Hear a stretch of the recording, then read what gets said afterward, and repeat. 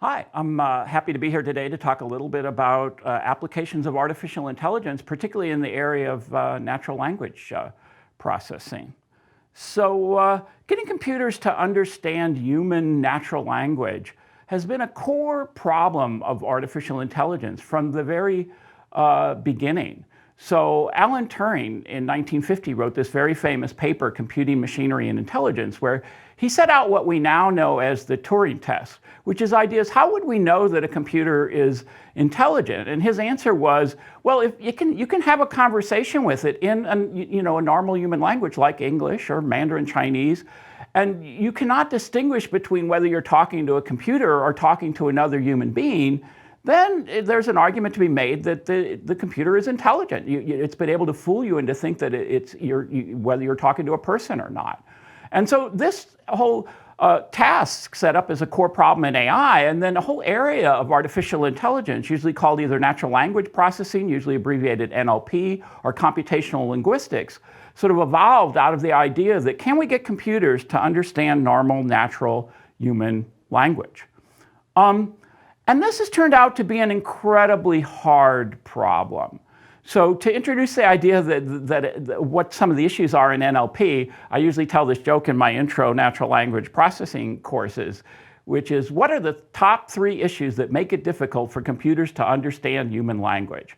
And the joke answer is ambiguity, ambiguity, ambiguity. It's a riff off of the famous realtor's joke about location, location, location. And it's meant to emphasize the idea that ambiguity is really something that we don't really appreciate because we easily resolve ambiguity when we understand language in our everyday life. But yet to computers, language is rife with all sorts of ambiguity. And here I try to illustrate a number of the different types. So first is syntactic ambiguity. The grammatical structure of a sentence can be ambiguous. And a classic example of this is this example, I saw the man on the hill with the telescope, where it has these 2 prepositional phrases, on the hill and with the telescope, and they can modify different things. On the hill can modify the man, it can modify the scene. With the telescope can modify the scene, the man, or the hill. So you get this set of combinations of, this could actually be talking about a lot of different scenarios that I try to illustrate over here on the side of either, I'm with the telescope looking at the person on the hill, which is probably the most normal interpretation that people get. But it could be the person I'm looking at has the telescope, or maybe it's the hill with the telescope. This is meant to be a little observatory on this hill.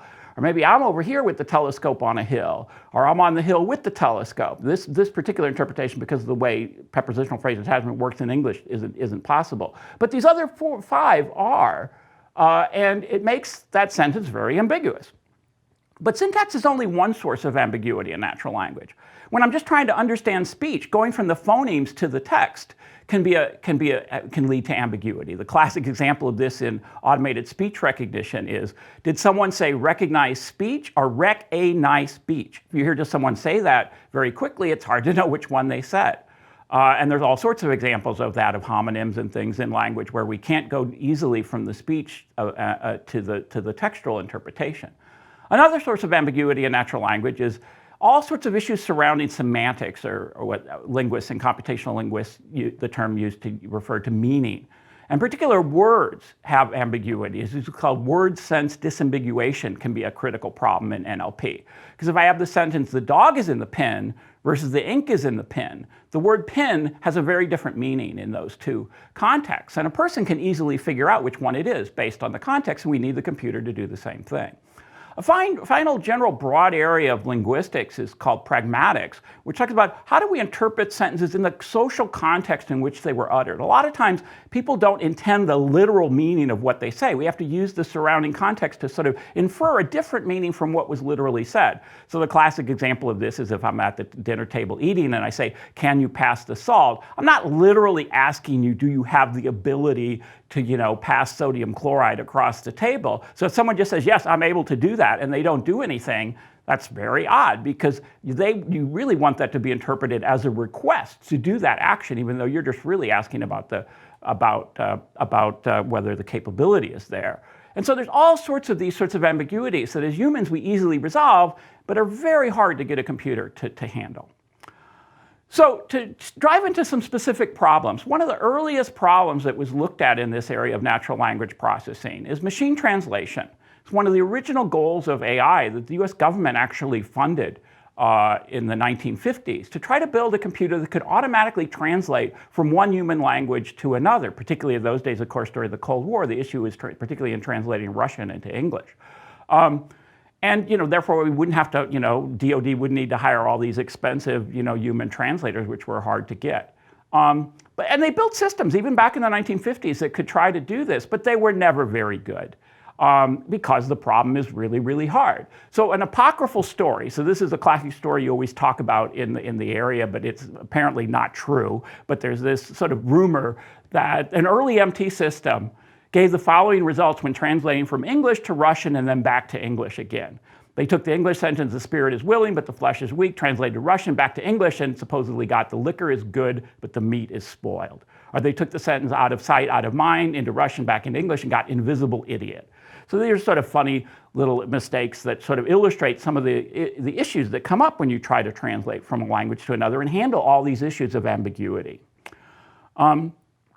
And so since the 50s, there's been a lot of active work in the area of natural language processing to try to build systems that can automatically translate from one human language to another. In the early days, here I list it from the 1950s through the 80s, it was the so-called symbolic era of machine translation, where human engineers tried to manually write down grammars and translation dictionaries and translation rules and build a system manually from their understanding of the two languages that could do the translation. And that worked to some extent. There were some reasonable results in that, particularly towards the late 70s, early 80s, but it never really worked that well. Then, as we went into the 90s, there was this complete shift in the paradigm of how people built MT systems, and they moved to a machine learning approach where instead of trying to manually code the knowledge that the system used to do the translation, they just gave it a whole bunch of examples of translated text, which came to be known as bytext, where you have a whole bunch of sentences, say, in English and in Russian or French, and the system builds a statistical probabilistic model of the mapping from the one language to the other. And there was a fair bit of success on that approach through of the decade of the 90s and the first decade of this century, and pretty good systems started to be built. And then more recently, there's been another paradigm shift and revolution in machine translation to move to now what's called NMT, neural machine translation, where we employ the latest deep neural networks that train models based on modeling human neurons with thousands of layers of neurons and try to get them to learn from even much larger bodies of text. And that's the current most successful approach. An interesting little historical note here to connect to some of the current day topics is that statistical machine translation was largely developed at IBM and was led by this researcher, Robert Mercer. And he's usually deemed to be the founding father of statistical machine translation methods, or SMT. And he did this work in the early 90s at IBM Research. And because of that, he was later awarded the biggest honor in my field of computational linguistics, the Association for Computational Linguistics Lifetime Achievement Award in 2014. I was actually there to see his lecture that he gave when he received this award. But actually, Bob Mercer and a whole team that he worked with at IBM on statistical machine translation left IBM in the mid-90s, went to this hedge fund called Renaissance Technologies, and used the techniques they were using to build computational statistical models of language and applied them to the financial markets, and they all became multi-billionaires. It was incredibly successful. And then since then, Mercer and his daughter, Rebecca, have used that money to become famous, or some might say infamous, as major funders of right-wing political causes. They were one of the original funders behind Breitbart News, Cambridge Analytica, and they were the biggest funder, as I understand, of Donald Trump in the 2016 campaign. So just sort of an interesting historical connection between statistical machine translation and current politics. But like I said, the statistical technique were then dominated by neural network techniques. And in 2014, this very famous paper was published that introduced this new model for doing machine translation that was called the sequence-to-sequence model, or now is abbreviated with this little tag, seq-to-seq. And it was introduced at the Neural Information Processing Systems Conference, the big conference in neural networks, in 2014. And the idea is we take a sequence of English words, and then we have one big neural network that has like 1,000 layers of simulated neurons that then processes that sequence of words and maps it into a vector, just a sequence of numbers, usually about 1,000 or a couple of thousand. And that's called an embedding, and it tries to capture the meaning of that sentence in a sort of neural representation, which is just a vector of continuously valued numbers. So it's usually pretty high dimensional, like I said, a few thousand. And then it takes that vector, which is sort of meant to encode the meaning of the sentence, and it takes another neural network of a thousand layers or so, and decodes it into a new sequence of words, and it comes out as French. And the idea is we train this very large, deep neural network, so-called end-to-end. We just give it English sentences at the input, and we give it a whole bunch of examples where that English sentences have been translated into French sentences, and then we train all these weights on all these simulated neurons in this deep network to do this mapping. And the techniques for this have been perfected and now work quite well. And these techniques were even made commercially successful, even starting back in the era of statistical machine translation. So Google actually launched Google Translate back in 2006 using their best statistical machine translation techniques at the time. And then they actually were the ones that developed the earliest neural machine translation techniques. And then they switched their commercial system that's available online to neural machine translation in 2016. And it's trained on an enormous amount of translated text from a variety of sources. I don't think they even released the range and the amount of training data that they use to train that deep neural network, but it's a very large amount. And now they claim to handle 109 different languages that they can translate between. And the best numbers I could get are a little bit dated. As of April 2016, they claimed over 500 million total users with more than 100 billion words translated every day. So this whole area has become pretty commercially successful from its start in the 1950s. But as we saw, machine translation is actually still a really hard problem. And the current system still makes a lot of mistakes, and it can actually sometimes be sort of funny. So Jimmy Fallon at The Tonight Show runs this little skit that I've seen a few times, where he has songs translated from English into a foreign language and then back into English, and it leads to some pretty funny results. Right now, it's time for Google Translate Songs. Google Translate Songs. So if you've ever used Google Translate, you know it's not always perfect. For example, when translated to Russian and back, The Tonight Show starring Jimmy Fallon becomes Starring Show with Jimmy Fallon starring. So we did the same thing with song lyrics. Some people have done this online. It's super fun. So Demi, if you don't mind, you will go first, and you will be singing the Google Translate version of Walking on Sunshine, which is now called Now Mom's in the Sun Now. You ready? I'm ready.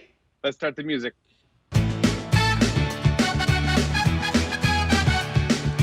There was a time that these loved me and thought I could grind. And I will not wait for you to hit the sun with the door. I will congratulate you on grasping email. I cannot wait to ride on you when you finally move. Now mom's in the sun now, water. Now mom's in the sun now, water. Now mom's in the sun now, water. At Quality Core. So hopefully that gives you an idea of how difficult machine translation is. It's even current day systems can make some pretty funny mistakes sometimes. So Google Translate is not one of the only success stories of commercial machine translation. Microsoft, which owns Skype, developed this system, Skype Translate, at Microsoft Research, that supports so-called real-time speech-to-speech translation. You talk in one language, it translates and produces speech in another language that the person on the other end of the conversation can hear. And that premiered in 2015. I happened to actually be at Microsoft Research on sabbatical when the system was developed and tested out an early version of it. And the current, in those days it was using statistical machine translation techniques, but of course now, like everything, it's converted to these deep neural network techniques for both doing the speech recognition, mapping the speech sounds to the text, and then mapping the text from the one language to the other language, and then generating speech from that. I don't know if the speech generation part uses deep learning. And it now supports speech translation to and from a number of languages: English, French, German, Chinese, Mandarin Chinese, Italian, Spanish, Portuguese, Arabic, Japanese, and Russian. And at least in my limited experience, works pretty well. So machine translation has definitely been an area of natural language processing that has been quite successful in recent years, although, as the Google Translate songs illustrates, it's far from perfect. Okay, so another big area of applications in natural language processing is what's called automated text categorization or text classification, which is ideas. I give a system a natural language document, such as an email message or a news article or a scientific article or a letter or a tweet or whatever message written in a language. And I just want to assign it to one or more of a predefined set of categories that are interesting to me. And the first really successful application of this was for spam filtering. I want to look at an email message and decide, is this spam, or that I should be filtered from someone's email, or is it legitimate email? And that became the real first commercial success story of these techniques. But there's also recommendation. Maybe I want to recommend a news article or a web page to a person, so that the stuff that Facebook recommends you on its news feed probably comes from one of these text classification systems that have learned a model of what you like based on articles you've read in the past, and then tries to classify a new article as good or bad. It's also used widely now in filtering job applicants. So job applicants submit resumes, and we train a model to recognize maybe what's a good resume for a particular job or not, and then it classifies new resumes automatically, or at least gives them a score. Another big application of these techniques is on called sentiment analysis for product or service reviews. So companies want to know, are people on the web saying good or bad things about their products? So the systems have been trained to look at some comment about some product or service and decide, is it positive or negative? And those techniques are widely used by advertisers. And another application in that space is that whole area has spawned this whole problem of people posting fake reviews that aren't really real. And so people have built text categorization systems that have been trained through a lot of training examples to recognize when a review is fake or real, and those work surprisingly well. And most of these methods don't do a really deep understanding of the language in the document that they're classifying. They mostly use what's called a bag of words representation. They just look at the words that are present in the document and how frequent they are. And they really ignore word order and grammatical structure and deeper semantic analysis. But you can actually do surprisingly well on a lot of these tasks by just classifying based on the words and their frequency in a document. So one of the first applications I worked on of text classification was building a so-called content-based book recommending system, where I gave it examples, of books here science fiction books that I read and liked, and maybe some that I didn't like.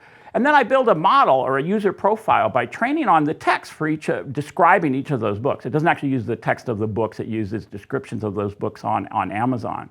And then it builds a statistical model of what is the sort of content of words that I usually like to read. And then I can give it new books, and it'll make recommendations. It'll either classify those as positive or negative. And text classification is widely used in a variety of recommending tasks, like recognizing news articles.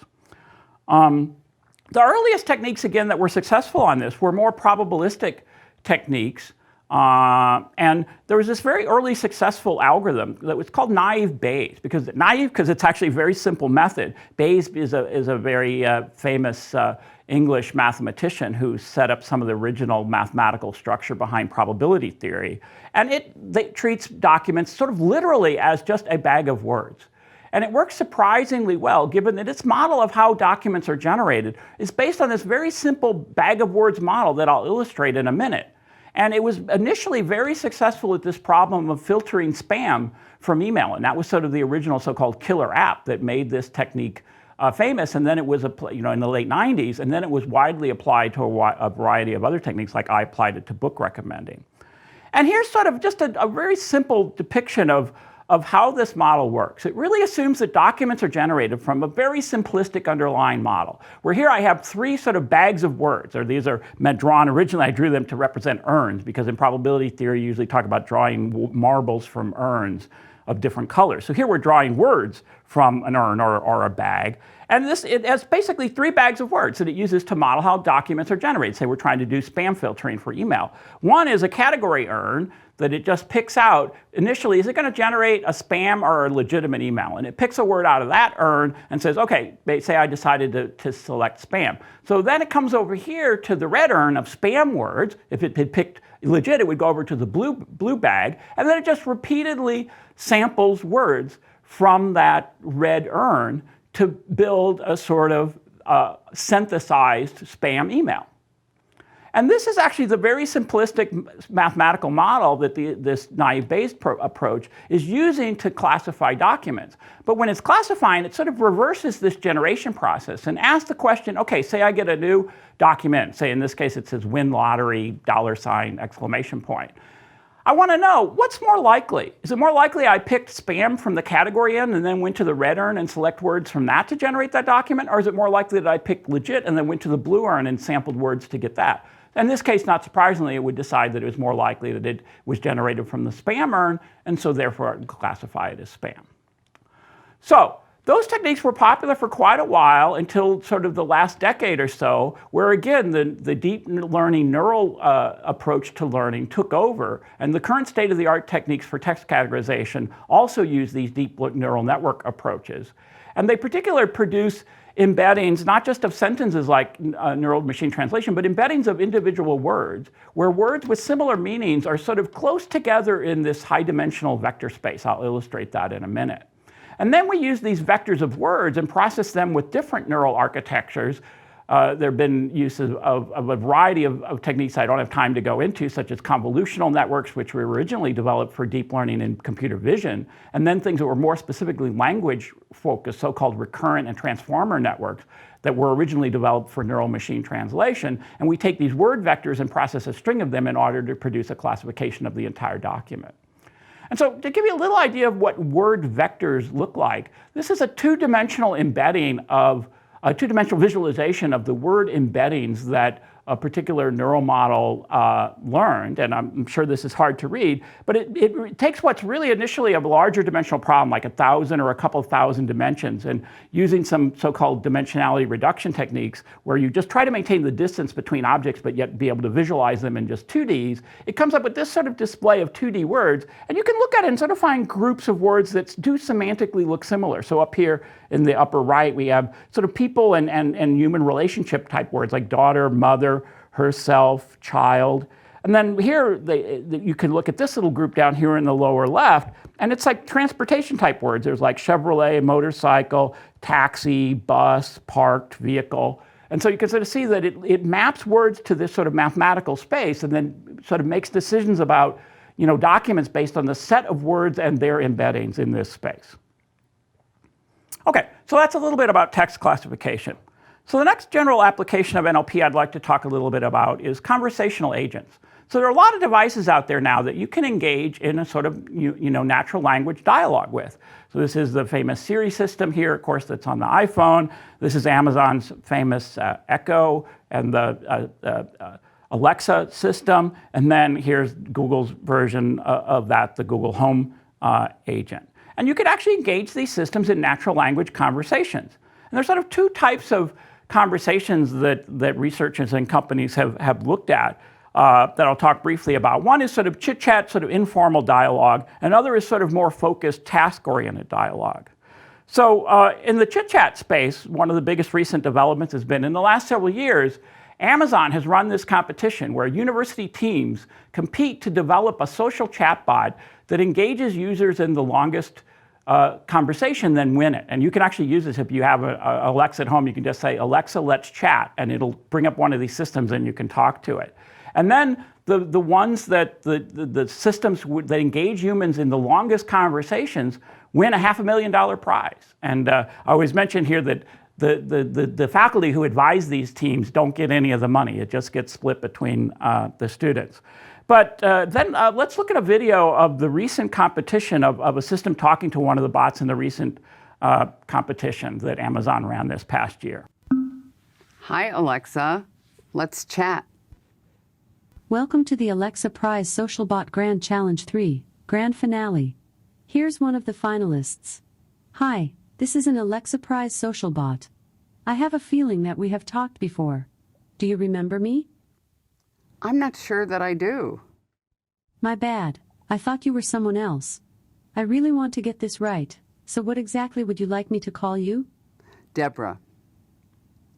Okay, well, it's very nice to meet you, Deborah. So it's a pretty crazy time right now with the coronavirus going on. Are you and your family doing okay? We're doing good. Thank you. That's good. Do you feel like it's harder to stay connected with people these days, or is that not really a problem for you? It has not been a problem. Okay, that's good to hear. It is always good to remember that this isn't permanent and it will calm down in time, so just keep doing your best. I know that traveling to faraway cities may seem risky right now for good reasons, but it can still be fun to dream about your future vacation plans. Okay, so hopefully that gives you a little idea of how these chit-chat dialogue systems work. So then let's see an example of a so-called task-based dialogue. So Google recently came out with this system called Duplex that is able to talk on the phone to some company and make like a reservation for you for booking a haircut or a restaurant, and do that all in natural language and have a dialogue with the person on the other end of the phone to make those appointments for you. So here's a demo that they put out in 2018. So how can I help you? Hi, I'm calling to book a women's haircut for a client. I'm looking for something on May 3rd. Sure, give me 1 second. Mm-hmm. Sure, what time are you looking for around? At 12 p.m. We do not have a 12 p.m. available. The closest we have to that is a 1:15. Do you have anything between 10 a.m. and 12 p.m.? Depending on what service she would like. What service is she looking for? Just a woman's haircut for now. Okay, we have a 10 o'clock. 10 a.m. is fine. Okay, what's her first name? The first name is Lisa. Okay, perfect. So I will see Lisa at 10 o'clock on May 3rd. Okay, great. Thanks. Great. Have a great day. Bye. So hopefully that gives you an idea of how one of these task-based dialogues goes. That was obviously in front of a live audience, and people laughed when the system said, because it's like, even though it's a computer, it sort of realized, oh, there's some dead time here, and I want to sort of show that I'm still in touch with the person I'm talking to, so it knows to utter these sort of, nonverbal comments like, So the last topic I want to talk a little bit about, which is something that's close to my own heart, is natural language processing for robots. So if we're eventually all going to have robots in our homes, they're going to be most useful if I can actually talk to them and tell them and instruct them and teach them what to do using natural language, the way I do a person.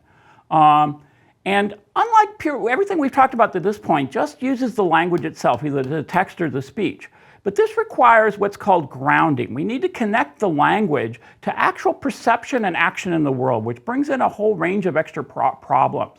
And there's been a recent amount of research in this whole area of now what's called grounded NLP, or sometimes when it's applied to robots, robo-NLP, where we try to build natural language systems that can actually connect to action and perception in the world. I teach a graduate seminar here at UT on this topic, and there's been a lot of recent progress in it. In particular, here at UT Austin, a group of us, particularly I work with my robotics colleague, Peter Stone, and we've developed this Segway-based robot that's a mobile robot that can wander around our lab, and it can accept commands in natural language. One it'll illustrate here in the example is going to, and fetching an object somewhere and bringing it someplace.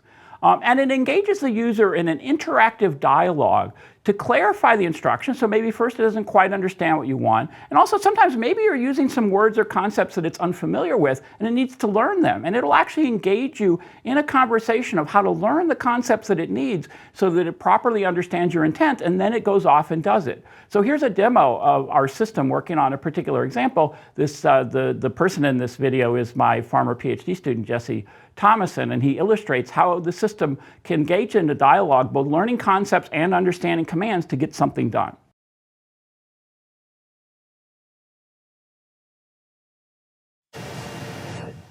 What should I do? Move a rattling container from the lounge by the conference room to Bob's office. Does rattling refer to the property of an object? Yes.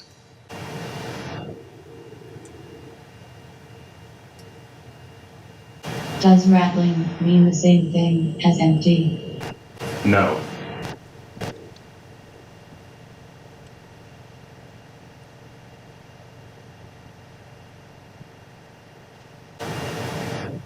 I'm still learning the meanings of some words.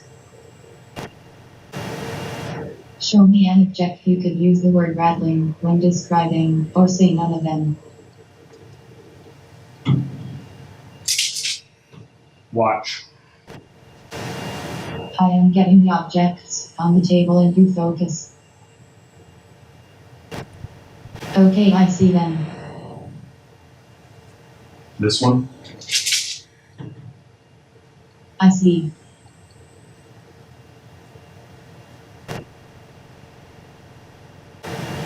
Show me an object you could not use the word rattling when describing, or say all of them. Watch. This one. I see.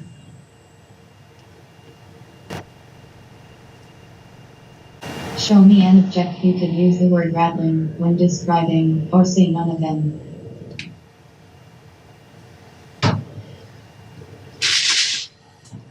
Watch. This one. I see.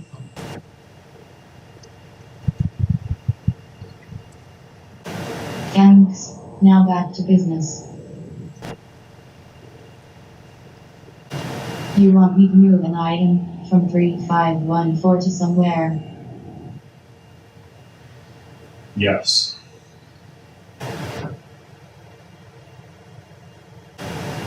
I should move something from 3514 to 3510. Yes.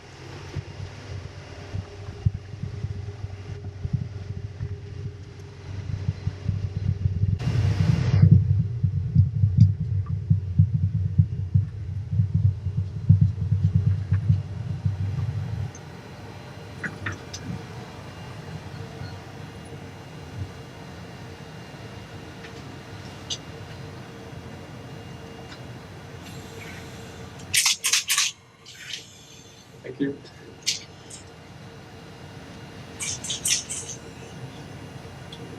Okay, so hopefully that gives you an idea of how we can actually build NLP systems to actually talk to robots that can actually do tasks for us. Notice that some of that part of the video had to be sped up because you don't want to watch a real robot demo in live, so it speeds up the part where it's wandering around the building. But notice it does all its own automated navigation and picking things up, and getting that demo to work, believe me, was quite a challenge. Okay, so that wraps up our sort of brief review of some of the areas in which NLP has been applied successfully.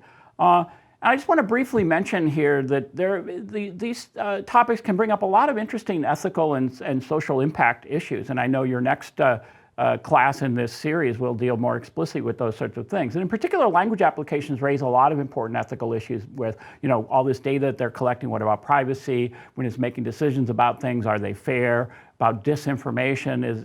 Is it actually, recommending, fake news that gets spread? Is it just encouraging people by recommending to just stick on their phones hour after hour and not get anything done? And is it also restricting the amount of the type of information they're exposed to be a very limited form that sort of constrains their views? This is usually called the filter bubble problem.